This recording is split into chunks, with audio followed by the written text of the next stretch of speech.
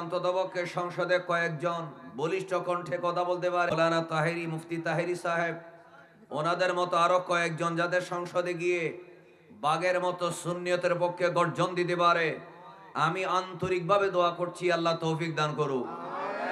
আরো জোরে বলেন আমিন।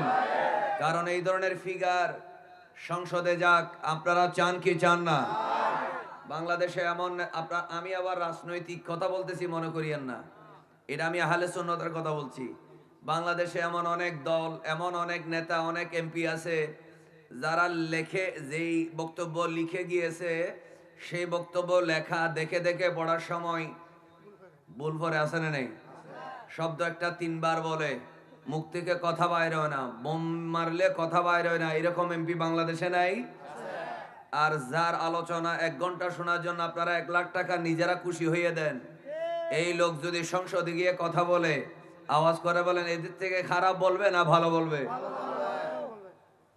ওদের আলোচনা শোনানোর জন্য বিরিয়ানির প্যাকেট দিয়ে, টাকা দিয়ে গাড়িতে করে নিতে হয়, আর আমাদের তাহেরির আলোচনা শোনার জন্য মানুষে ওকে টাকা দিয়ে আনে।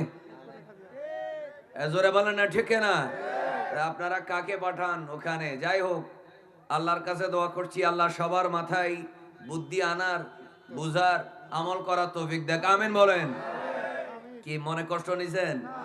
রাজনৈতিক কথা বলি নাই, দোয়া করে ফেললাম। তো যাই হোক, আমি কি বলছিলাম, সারা পৃথিবীর সমস্ত ইহুদিরা মুসলমানের বিরুদ্ধে এক। রাসূল করিম সাল্লাল্লাহু আলাইহি ওয়াসাল্লাম বলেন, বনি ইসরাইল 72 দলে বিভক্ত হয়েছে। ওয়া তাফতারিকু উম্মতি আলা 73 মিল্লাহ, আর আমার উম্মত হবে 73 দল। কি আমার নবীজির কথা বাস্তব নাকি অবাস্তব?